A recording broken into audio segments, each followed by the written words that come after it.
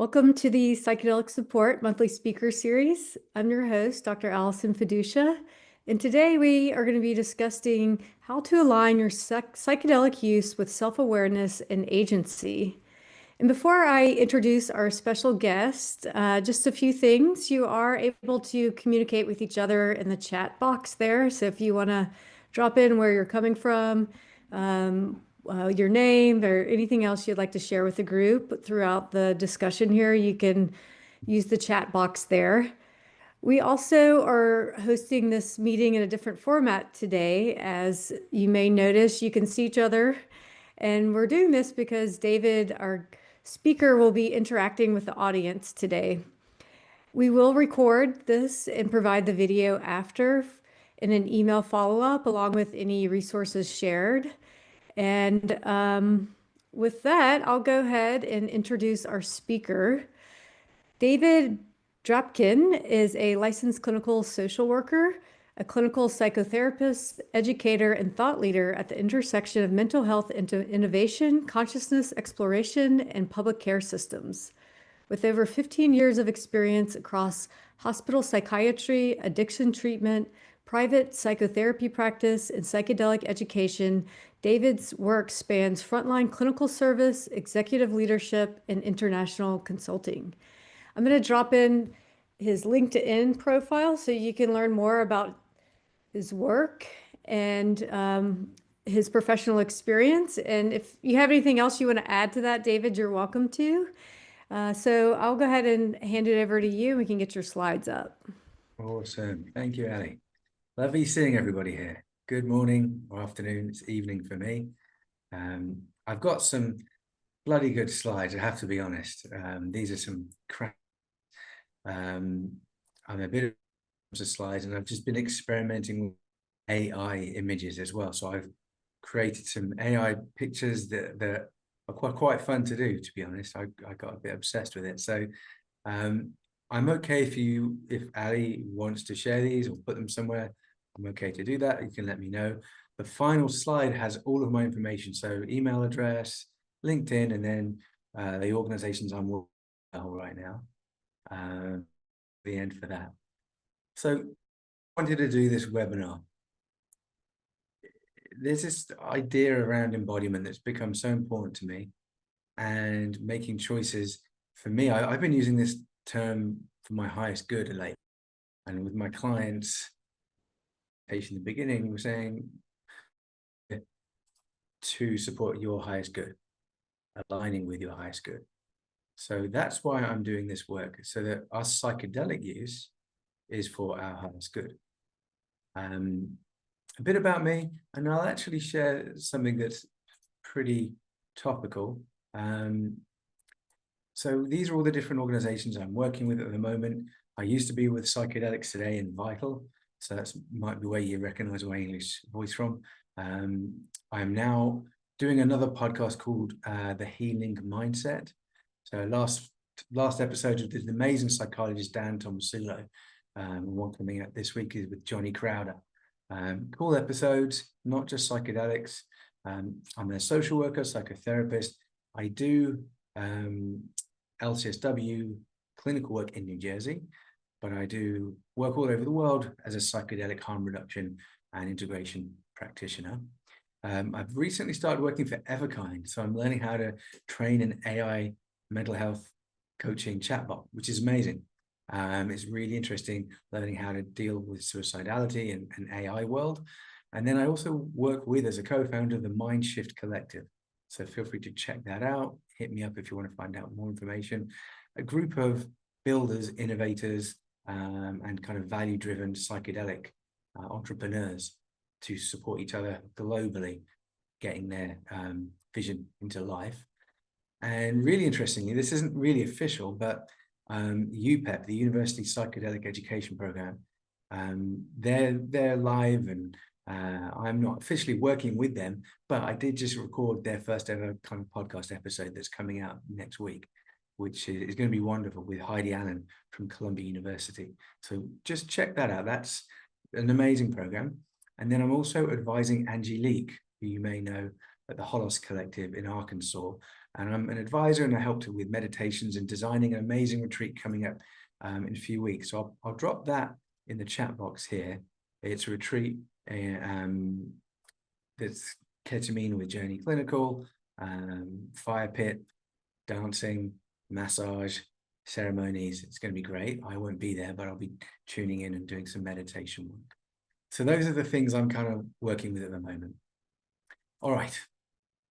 These are the 4 learning objectives. I will not read them out. I will drink some tea instead, but you are welcome to read these, and we will be getting through all of these today.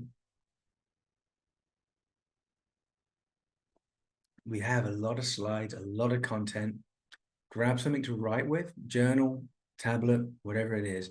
There's going to be a lot of reflective questions going deeper and deeper throughout today's webinar. Beautiful. This was my first AI creation. So let's breathe. If you're not breathing, then raise your hand. Yeah, let's breathe. Here we are all around the world, here for different reasons, experiencing life in different ways. So we are here really talking about, embodied self-consent. So we are here for a reason. So let yourself just sink a bit deeper into how it feels being you. And if there's any parts of you that aren't fully here yet, and maybe haven't arrived, or they're doing something else on the phone, see if you can just be here for this moment. Notice if your diaphragm can just relax, your shoulders and face, wherever you might be holding intention. Let's simply breathe. Yeah, and set the intention that all of our work here today be for our highest good and the collective good of each other and all beings. All right. Who's seen this? Has anyone seen this one before? I've seen this for like 25 years. I'm obsessed with it.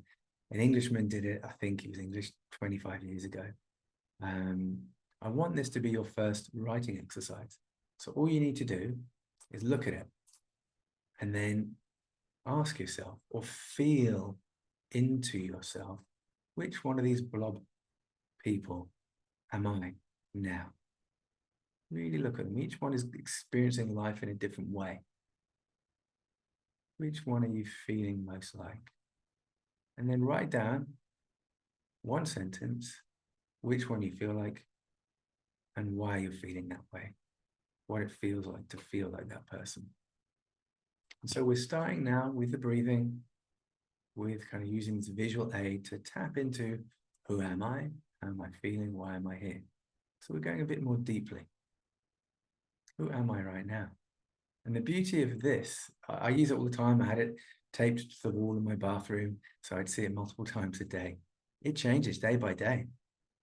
Like in the morning, I'm one of them. In the evening, I'm somebody else. So what does that teach you? Yeah, that we're dynamic, that we're complex. Well, we're covering IFS a bit later, so we're made up of many parts. And yeah, we are fluid, which is beautiful. All right, so just finish off writing that one. There's a lot of writing opportunities, so just keep writing throughout our session. What we're talking about is embodied self-consent. I'll tell you what that is in a moment. And I'm juxtaposing it with this established concept of informed consent. So what's informed consent? Probably heard about it. So it's very well established, and it's focusing on an agreement, a contract really, between a client and their therapist or psychiatrist or doctor. And it's putting down all the things that could happen. It's kind of like when you hear those medication adverts on TV, you know, this drug can cause X, Y, Z, and all these terrible things can happen to you. So in a way, informed consent is, well, look, this can happen, that can happen. I'm going to do this. This is my responsibility. These are your rights. And it's a bit of a dance, but really all it is, it's a bit of a formality, and people just sign it. Great, done, signed it. There you go. Now you're legally covered your ass, liabilities, good, great. But it can also be an intensive, collaborative and dynamic process. So if you really want to do informed consent in a more psychedelic informed way, where you're going deep into navigating and exploring the relationship, in contingency planning, exploring fears, making contracts around touch, around transference, around sexual feelings that may arise. That's informed consent in a powerful way. So what we're going to do, just putting that to one side for now, I'm inviting us all to shift inwards a wee bit with something called radical self-awareness. So this idea of using mindfulness to notice whatever it is that is coming up with acceptance, noticing it, and then actually giving it some authority, allowing it to lead us forwards. All right, so what is embodied self-consent? It's an internal agreement rooted in clarity, honesty, alignment with the highest good. My definition, and for me, it's a bit of a missing piece. And what I'm really talking about here is two things. Self-consent for us as an individual, that is a lifelong skill that we can use, but particularly if we are considering using psychedelics, then embodied self-consent is extremely helpful in so many ways to ensure we are doing what is in our highest good. Or if we're not, we know it, and then we can kind of negotiate and haggle with ourselves about why are we going to do it anyway. It's not a checklist. It's around getting internal alignment. Oh, I forgot to say, so wherever you see my little friend here in the bottom right corner, the mushroom with a red pencil, that means it's a writing exercise. Sorry, I should have mentioned that. So you can write anytime. I love writing, it's beautiful. Here, I want to direct you to write about highest good. What is a word or a phrase, a couple of words that to you express this part of you that is a process, but also it's a goal, it's an outcome. So you're connecting with the highest good in order to achieve the highest good. Just write down what words would you use for that? And if I'm happy to, don't know if you can we unmute people, Ali, to say that, or should I just ask them to stick it in the chat? That's a bit easier, just to share what their alternatives are.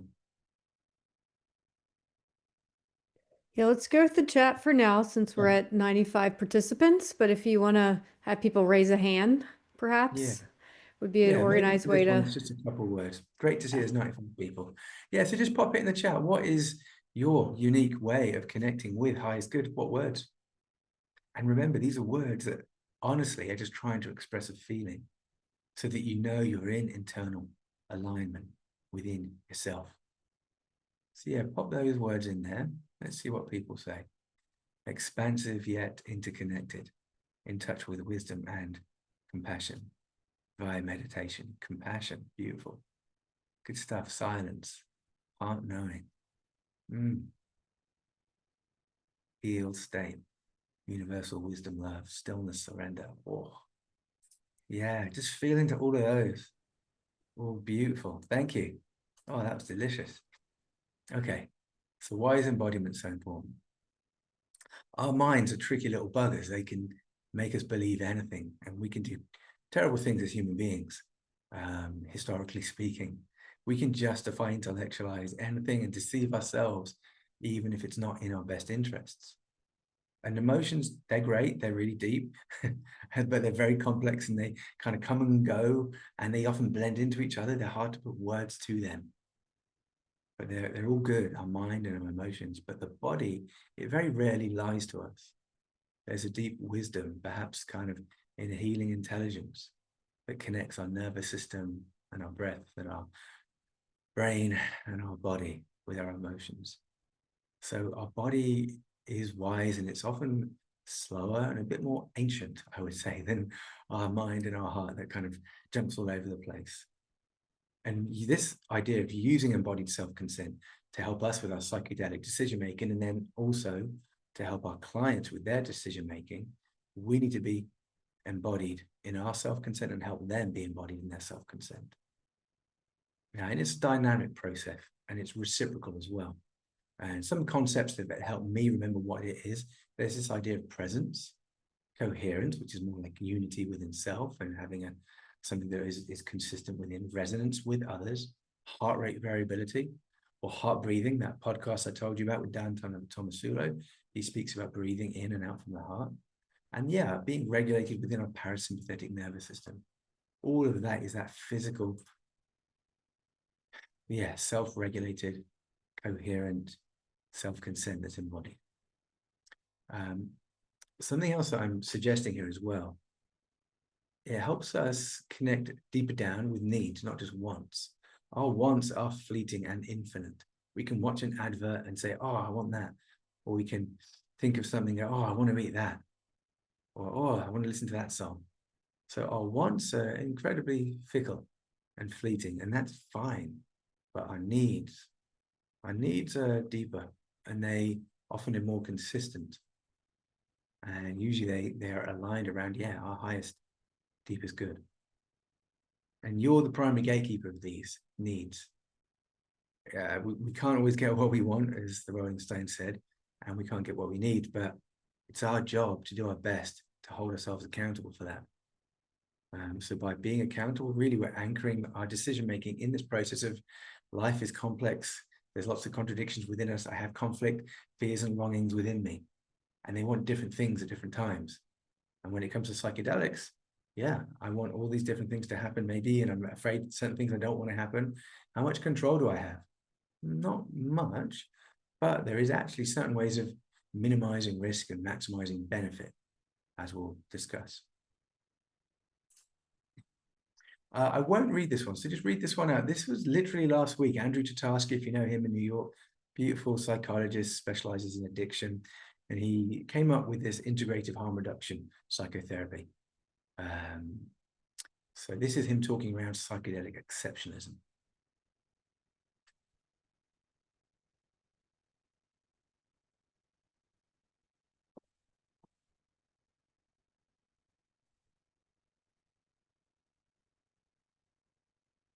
So this is what he wrote on LinkedIn.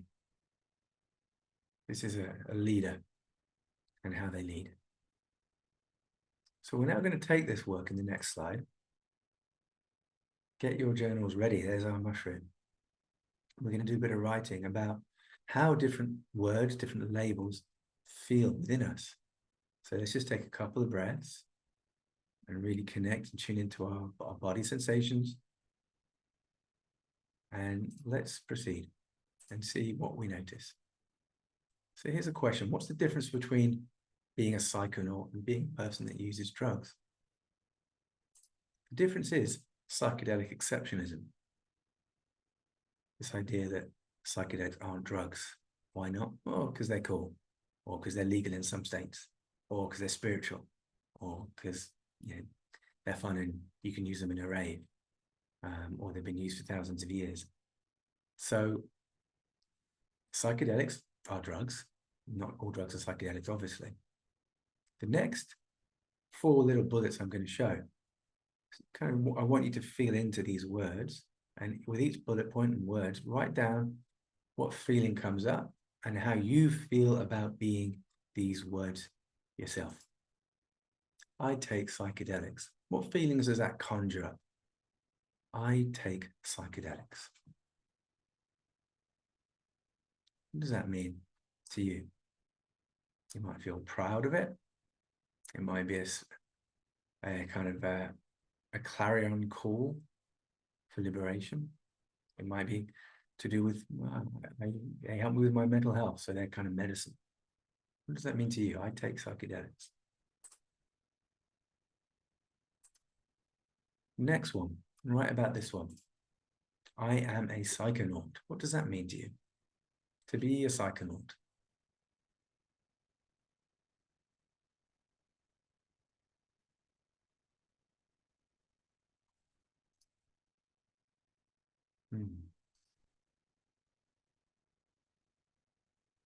So you've probably got 2 different answers already. Now the third one, I use drugs. What emotions does that evoke? What do you notice when you're tuning in? I use drugs. And thanks for sharing in the chat. Really appreciate that. I use drugs. And this is something that I'm open about. I am a drug user. Full stop. Write that down. How does that feel? What comes up when you say that to yourself? I am a drug user. And so now when we look at what is the difference between being a psychonaut and being a person that uses drugs, there's not much. Depends. There's a lot of nuances within this, but one isn't better than the other. We're humans using something to give us some kind of an experience that we hope for. Maybe it takes us away from how we feel. Maybe it amplifies how we feel. Maybe it makes us forget or find ourselves. Thanks for that. All right, so just briefly, my point here is context is really important. Wherever we are in the world, we are impacted by drug laws. So the extent to which I can keep myself safe using drugs depends on where I live. What's the laws? And stigma and misinformation that's there. So the last point is just imagining a different future where there's dispensaries and there's healing centers like Oregon and Colorado, licensed guides, trained practitioners, tested products, elders sharing their wisdom, communities of practice, of practitioners collaborating together. How does that feel? Put that in the chat. How does that feel? Feeling into that future where it's not criminalized, where it's more regulated, it's more open, there's more kind of social, cultural fabric and circles of being held in that. That feels so good. And so when we use psychedelics in that place, it's different to being in this place where it's illegal and we don't know what we're using. This hasn't been tested. We don't know how much to take, and I can't tell anybody. Wow, then our psychedelic trip is going to be really different. So feeling into how much that changes our experience of using psychedelics. All right, so we're now going to get a bit playful, a bit of a game in a way. I've been thinking about this idea that there's a plethora of psychedelic substances out there. And it's almost like when you go to a restaurant and it's a buffet, eat as much as you want. Oh, as much as I want. Wow, that's kind of as much as I can. So for me, if I go to a curry house in England and it's maybe £6 for a curry, eat as much as you want. I will probably eat as much as I can possibly eat until I can no longer eat another bit of, poppadom or naan bread. And how are we like that with psychedelics as well? Do we have as much psychedelics in our system until we blast off to the highest level of consciousness that we can possibly have? Why? We want to mix and match as many as we can and have ayahuasca as many times as we can. We are surrounded by psychedelics. They're not hard to get hold of, but it's hard to know the why, the when, the with whom and how much and which kind. And that's what we're going to do next. There's a lot of decisions to make about using psychedelics. So I've come up with 6 wheels of set and setting. Each has got their own AI picture. And we're going to go through each one. And on that wheel, there's options that we choose between. Some are better, some are worse. But using embodied self-consent, we're going to answer all these questions around our psychedelic use. Why am I using psychedelics? What psychedelics will I use? How much will I use? When? Now? Next week? In the summer? When I've saved up money? When I've got a therapist? Where will I take it? And then with whom? And one really important piece here before we jump in, each of these questions, if you just change it slightly, all the others will also change. So this is a dynamic 3-dimensional kind of decision matrices that we're going through. We have to really feel into all of these 6 and much, much more in order to really honor our experience. All right, so here's the first one. So this is an AI image, so the letters are a bit rubbish. So I put it in bullet points here. So AI was trying to say the why. Is it healing? Is it spiritual? Is it for growth purposes? Is it because I'm bored? Just for social rave or party, or just chilling out, listening to music, to gain clarity, to explore myself, consciousness, nature, go for a hike, or be creative, or help with productivity. So what is your why? So right now, what is your most important why? What do you feel drawn towards? Write it down. There's our friend, the mushroom pencil. Write down like what's feeling like right now. I'm not saying you need to take psychedelics right now during the webinar, but just using this embodied self-consent. What is it I need right now? Do I need healing? Do I work on my trauma in my childhood? Do I work on my relationship with my wife? Do I want to just chill out and have some fun? Do I want to write some poetry and get creative? What right now, when you tune into your unique, beautiful soul, is saying it needs? That's your why. And remember, your why will change depending on all the other factors. Just like those blob people on the tree, it changes. That's why the wants are much more fleeting than the needs. So the why should be really closely attuned to my needs. What do I need? Maybe I want to have fun and just chill with my friends and it's social, okay. But there's also something I need. I need some more healing in my inner child, perhaps, just for example. A couple of slides, real brief. The therapeutic applications for psychedelics are phenomenal, but they're not the only way. So there's research and amazing work being done, depression, anxiety, end of life, trauma, OCD, addiction, eating disorders, chronic pain. Yes. But it's okay to use psychedelics for other reasons. You don't have to have a diagnosis, in my opinion. These are, yeah, what are they? I'm not going to go there, but if your whys are more therapeutic and clinical, then the 4 bullet points on the bottom need to be considered. So if that's your why, think about assessment. And this is again for yourself or for your client. You're assessing the readiness, the factors that are really important to consider here. You know, family history, contraindications, depression levels, trauma, psych meds. Do they need to be tapered? Do you want to go through that? It's quite an ordeal, psych med tapering. So if you're taking psych meds, that needs to be in a really big piece of your decision-making about your why, your what, the how much, and the when.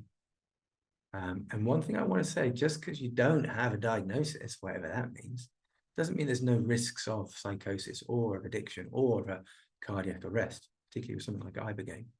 So that's a really big piece of this as well.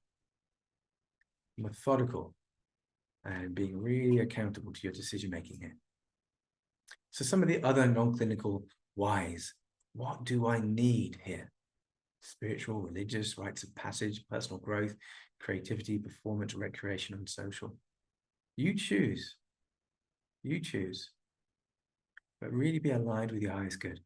Use embodied self-consent to make sure you're giving yourself the right experience as much as you can, even though you can't control it, at the right time. All right, the what. This is a big one, like which psychedelic to use. It's almost like you spin it around and, oh, well, is it just what I've got in my box, in my top of my cupboard, in my stash? Oh yeah, well, I've got this. I don't really want it and it's a bit old, but I don't have anything else, so I'll use that. Or is it, well, you know what? I'm new to this, so I'm going to start with THC, cannabis. Let me try that first of all. Or maybe breath work. Let me start with that. Or do you want to go all in? Oh yeah, my mates are going to an ayahuasca retreat at the weekend. I'm going to go and do that as well. Is that how you define your what? So really feel into each of these options. So write it down. If your why that you just did in the previous wheel was to identify a what psychedelic would it be? And it can be none. It could be actually my why is telling me I don't need or want a psychedelic right now. How powerful is that to say, nah, I just need to spend some time with myself writing or meditating or going for a walk or with my kids. And then at the bottom, stacking. I don't really do that. I'm a bit old, so I don't really do the kitty flipping and candy floss turning, anything like that. I don't do that stuff. I'm a bit of a purist. I know it's quite popular nowadays to kind of combine and start with this thing, do that, and then finish with this one.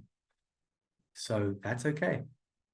But just know that is, increasing the level of complexity, maybe taking a little bit more expertise into consideration there. So if you're new, then probably stacking and combining and mixing is not a good idea.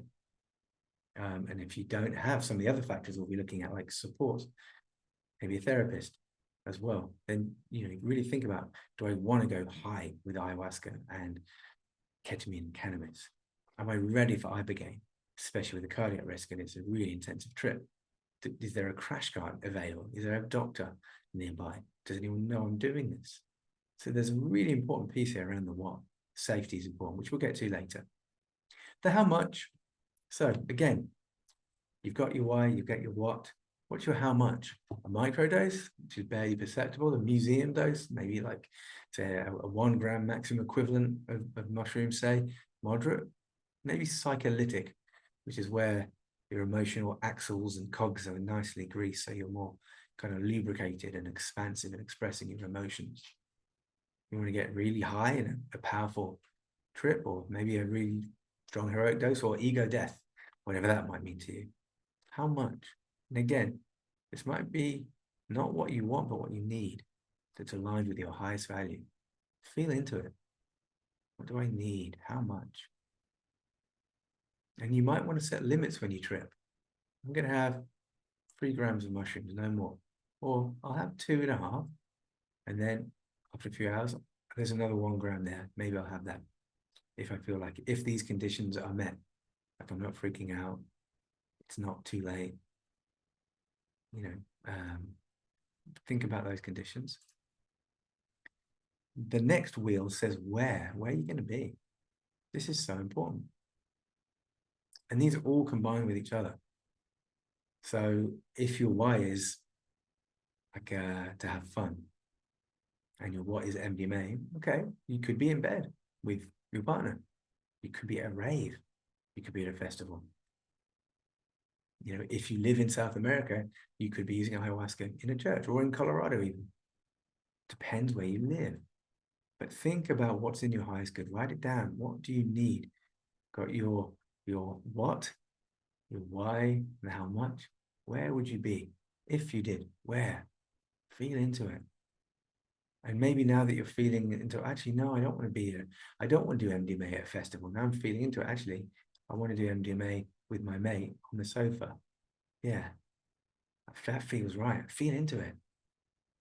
Really feel into it. And the ability to change your mind is true liberation. Not to think, oh, I've booked the retreat now, I've got to go and take the ayahuasca, or, oh, my mates are expecting me, we're all going to have MDMA tonight. Like, actually, guys, I'm not going out tonight, just going to stay home and just need to take care of myself and have an early night and drink tea. That is liberation. Changing your mind, what's in your highest interest. And then the when. For a lot of us, it's now. And if we're using psychedelics and it's now, then how much time are we giving ourselves to think about stuff? Not much. So the now is really important. Does it depend on when we've got enough cash? Does it depend on when we're stable? When we've got a therapist, when we've got a job? In the springtime, maybe, get through the winter, or maybe never. It might be actually, never, I'm done. Or at least not yet. So write about it. Where are you holding so far with your 6 wheels of set and setting? And I think this is the 6th. With whom? Super important. So think about it again. This changes everything. If you're alone, then do not do, obviously, something like ibogaine. You need to be probably in a medical clinic with that, or at least someone who has a lot of medical training and licensing and a very good contingency plan. If you're using, say, cannabis, yeah, then you've got more options. If it's your first time, do you want to have ayahuasca and use an AI chatbot? Probably not. No, you probably want a really good friend. Or maybe you want to be in a part of a church with a community, with friends and family. Really feel into this. And you can have everything just right. The right what and why and how much and what kind. But if you're with the wrong person or in the wrong place, bad things happen. You really need to have all the different aspects aligned. If one of them is not aligned, then it's not aligned. The whole thing's not aligned. All right, so I'm just showing this slide again. So we are using embodied self-consent at this psychedelic buffet to make sure our set and setting circles are all aligned. Why, what, how much, when, where, with whom. And one change in one circle changes everything. Now, the next two slides are talking about, well, what if right now I'm actually psychologically destabilized? Is psychedelic use appropriate? It's a really hard question to answer. That's where you have to really kind of just stop and then think about it. Maybe not stop and never do it, but really stop, think, pause. Pausativity. It could mean don't trip or go light or go high and try to resolve it once and for all. But how do you know the difference? And I know it comes up a lot. It really does. So if you're a therapist, you really need to explore this with your clients. If a client is destabilized, how do you know if they're supposed to stop and not have any psychedelics? Or actually, I think you need psychedelics to help you. And I would advise really never telling someone who's acutely destabilized to use psychedelics. That it would be a very significant liability for you to do that. But we're going to come to some other skills you can use to help them make the wisest decision. So here's some good questions. Are you ready to be further destabilized? Is more instability therapeutic or harmful right now? And a risk-benefit assessment. And you need a contingency plan, a safety plan, especially who will support you. So when we're thinking about, should I trip? When should I trip? How much should I trip? We need to think about our external resources. If we're helping a client, they're going to use psychedelics. Well, what support have you got? Super important. So do a writing exercise now. What is the one most crucial resource that you have that feels foundational, that whatever happens during a psychedelic journey, you could go to them or to there or use that, and it would help you. No matter how difficult you were feeling, they're there. Not everybody has something like that. And that's why we should put in here.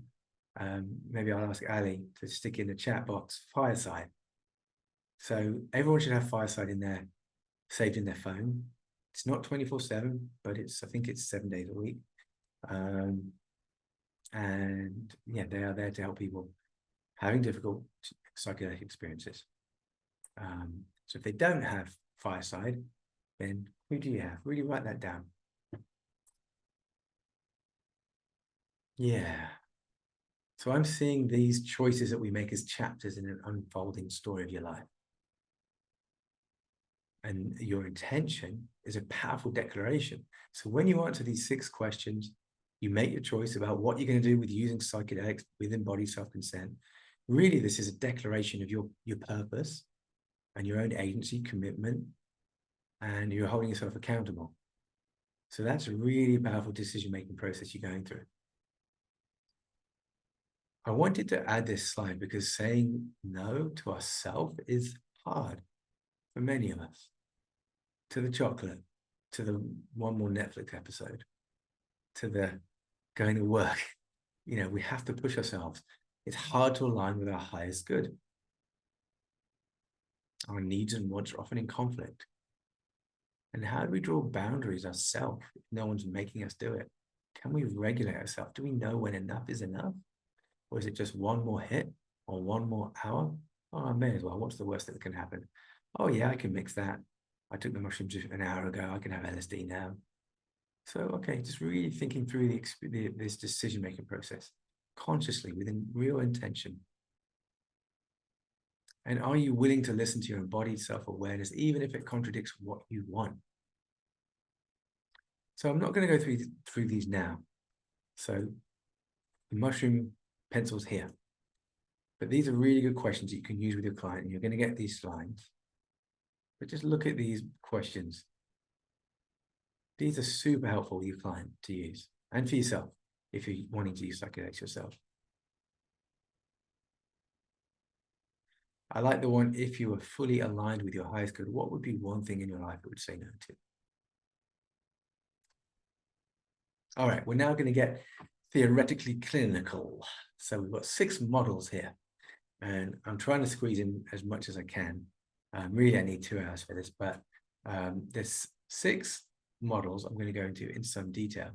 These frameworks are for you to use in your own practice, but particularly if you're a clinician, to use with your clients to help them make their decision, to help them feel aligned, and to use all these other tools to hopefully, prioritize their highest good. And then the note at the bottom is basically saying, these are just the 6 that I use a lot, that come to my mind, that are helpful. If there's better ones for you that don't even need to be a theory that belongs to someone else, you make up your own theory that helps you align and anchor in your truth. So first of all, mindfulness-based cognitive therapy, mindfulness. So really, tuning into your thoughts and feelings without being controlled by them.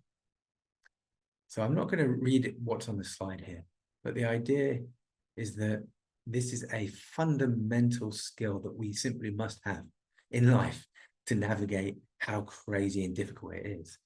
And if we want to throw in psychedelics as well into this crazy, uncontrollable life and world, then we definitely need mindfulness. We need to know what our feelings are and be able to differentiate between them. We need to be able to hear what our mind is saying and differentiate between all our different thoughts. We need to know old patterns that come up, old tricks that try and drag us down, old negative voices that maybe aren't true and that aren't serving my highest good. And this is a bit of a soul flow, highest good, being in the process of evolving and helping ourselves grow. That's what it means to me. And that's why I like IFS, because it recognizes we've got all these different parts. So when we use psychedelics, which part of me is saying yes, which part of me is saying no? And how can I feel that in my body? And IFS uses this idea of trailheads, particularly finding a trailhead within the body. And this can be really helpful for taking the time to identify the different parts of us that have different feelings about our psychedelic intentions or choices. And the part of me that's excited about ayahuasca, what does it want? The part of me that's scared, what does it need? Okay, so then you've got a dialogue here between those 2 parts within our internal family. Really good skill to develop. And you can use mindfulness and somatic approaches in combination with that. Acceptance commitment therapy is really helpful. Comes a lot from working in substance use field. It's good for aligning with values that take us towards a more meaningful life, that help us not feel shame and blame for our past, but to have belief in our future being better, that we can change and evolve, but that our decision-making is incredibly important to take seriously and to really invest time into and not rush. And that application at the bottom, does my desire to feel good now help or hinder my commitment to achieve a meaningful life in the long term?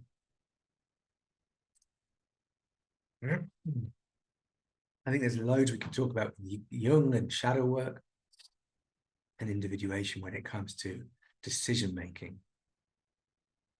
It's similar to IFS, we're made of unconscious or different parts, but some of them are unconscious. We have a shadow. And sometimes our shadow wants drugs. Sometimes our shadow wants to self-destruction, annihilation. It wants to disappear. It wants to kill ourselves. So our shadow can contain some really challenging powers and drives. And so we're using this as a reminder that our psychedelic use could actually tap into that when people get addicted to ketamine, when people just keep taking more and more hits, when it gets in the way of relationships. That's the shadow. So their drug use or psychedelic use, same thing, is being controlled by their shadow and their unconscious. And sometimes people are using psychedelics to inflate their egos, to spiritual bypassing. Do I need psychedelics, or can I just develop this, what I'm looking for, needing internally? And Carl Jung never used psychedelics. He famously said, not that I don't need them, he said, I've got so much I'm already trying to make sense of here that psychedelics would just make it more difficult. But I love that piece. Okay, onwards. Looks like me lost at Burning Man, but it's not. I've never been to Burning Man. It's just a random AI image. So this is a moment to breathe. We have 15 minutes left. How are you feeling right now? What's coming up for you as we're talking about all these theories, all these decision wheels? What's coming up for you? Write it down. What do you notice? What's this doing for you? What's being evoked and invoked? Can you express that?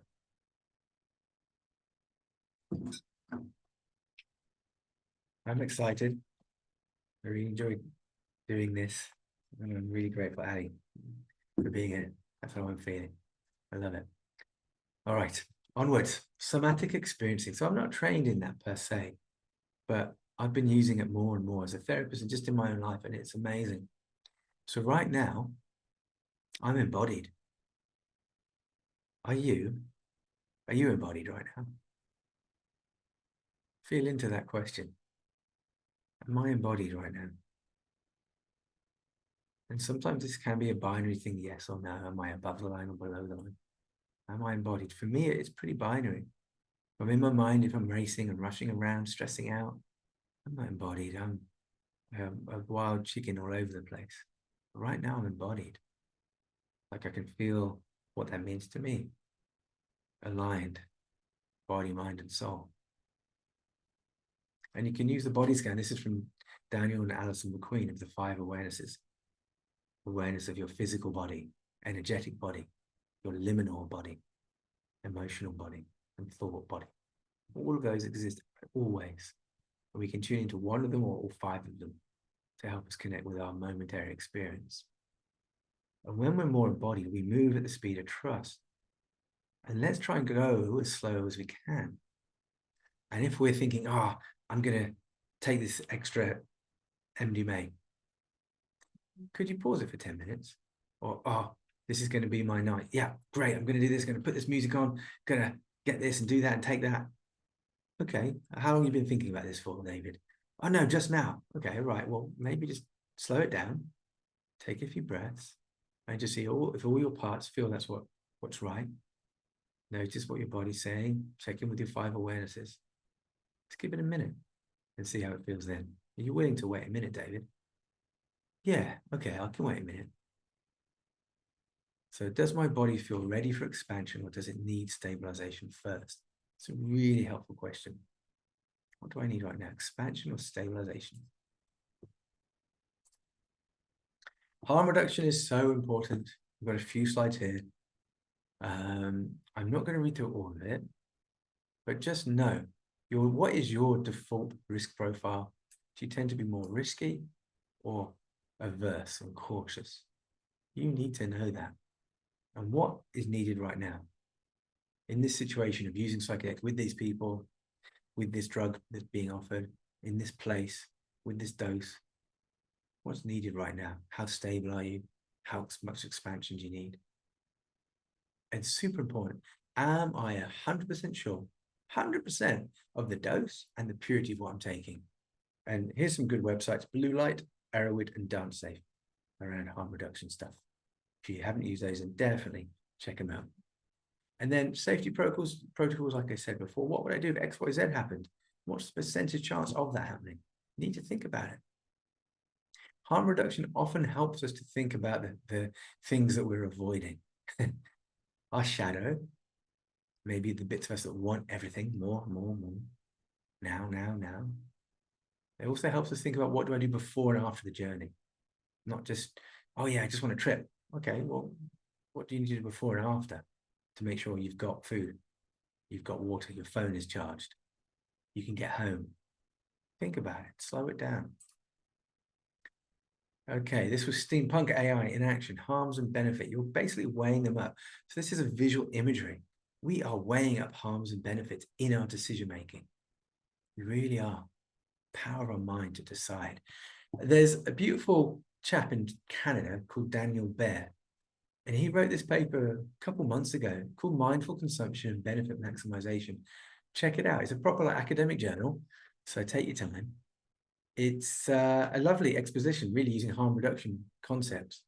But it's not coming that, oh, drugs are bad and, and risks and harms. It's saying consume mindfully and try to maximize benefits. Okay, wow, that's quite cool. So less blame and shame and fear and criminal stuff. It's just be mindful and maximize benefits. And I want you to write down now, and this is a learning objective, this idea of just simply being mindful and maximizing your benefits.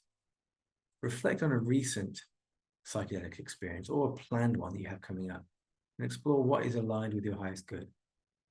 So if you're going to be really mindful in what you consume, you want to maximize the benefits to you. Really just write that down. What's that going to look like? Or is there, in a sense, a mantra of what is going to guide you? And it could be something like, it's going to help me be a better dad. Or it might be, in a month's time, I'm going to prepare, and then I'm going to have a psilocybin session with my therapist, and then do another month of integration afterwards.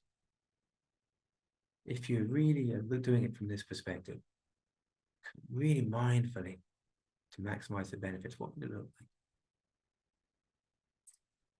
All right, so got 8 minutes, so there's some really deep stuff here. You're going to have the slide, so that's fine. Good questions to always ask ourselves. These are all practitioner questions. How embodied am I now? What about now that my clients just said that? Or now that I don't know what to say or how to handle it? Am I less embodied? We should always be kind of just aware of how embodied are and always try to move into embodiment.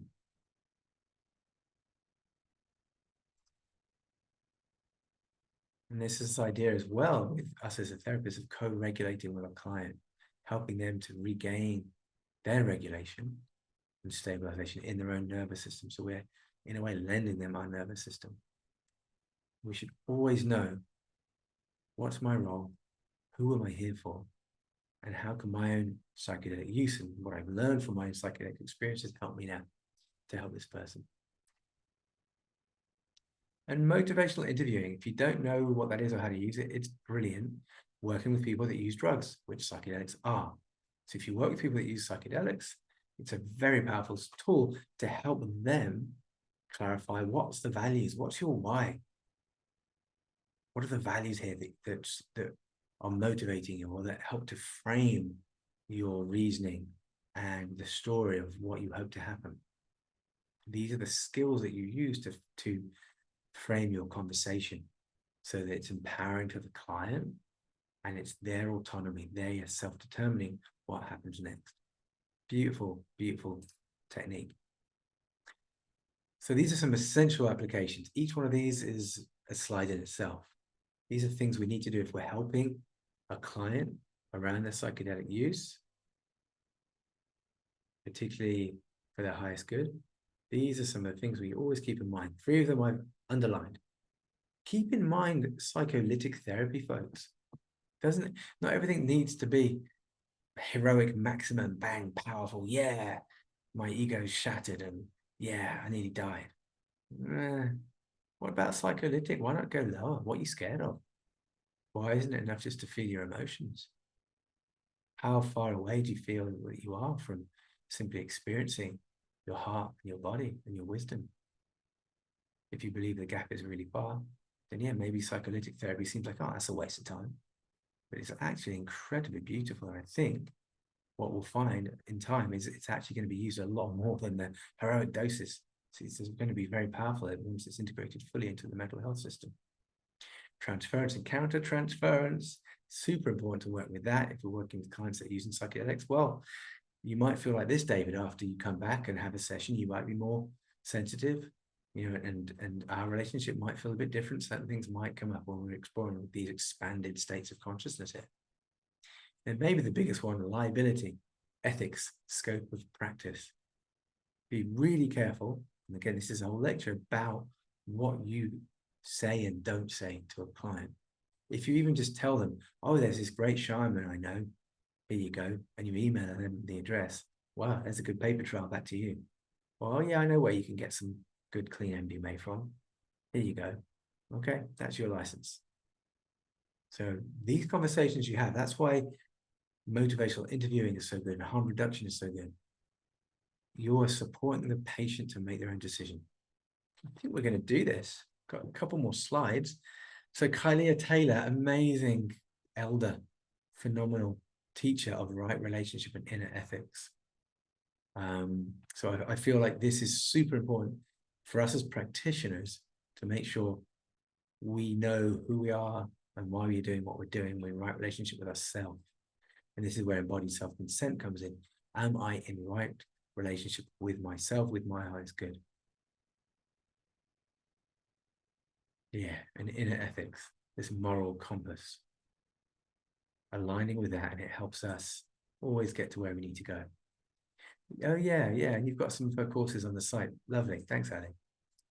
And just briefly, another thing Kylie says is we need to balance for our client our role of protecting them, of giving them permission to go deeper, to go further, to trust, to take risks, and to maintain connection with himself and between us, that rapport. And we're constantly moving between these three skills, either in a preparation or integration session or in a medicine session. These three values and skills are always there. Final slide, or penultimate slide. So, embodied self-consent is a foundation for conscious life and living.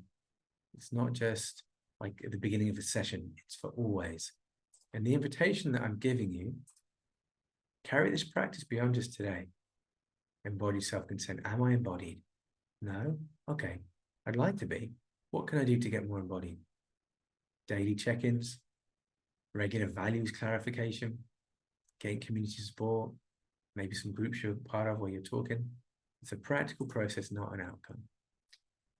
So what I've done in this final slide, I've put in all of my bits and bobs that I work on in hyperlink format. So when Ali sends you, Ali's already given you the link to the slide, so you can just click on these there. And because it's time sensitive, this retreat that I'm supporting Angelique with in the Ozark Mountains, the early bird's still available now, and it's 3 ketamine sessions. It's a fire circle, it's music from a DJ, it's massage, and it's group ceremonies, and it's going to be wonderful. I won't be there, but I'm just supporting Angie in developing it. So I think that's it. Thank you. Wonderful. Thank you so much for taking us through these contemplations. It's definitely given me a lot to think about. And, I've been hearing a lot from people that are experienced psychedelic explorers saying, that taking a break or taking time off has been really beneficial. And sometimes that gets overlooked. So these inquiries are important no matter how experienced you are or how deep you're looking to go, but to always be checking in to see where you're at is a really important point that you made throughout this. And so just a bit of housekeeping here. I did drop several links in the chat, but we will send a follow-up email to anyone who registered. So if you landed here, you probably registered, and we'll make sure that you get all these great resources and can connect with David, either on LinkedIn or through email. And the slides are shared if you didn't notice in the chat, if you want to grab the link now, or give us a few days and you'll get the video and all of these great resources. So appreciate everybody coming today and for your attendance and presence and bringing this out into the world to others. Thanks so much.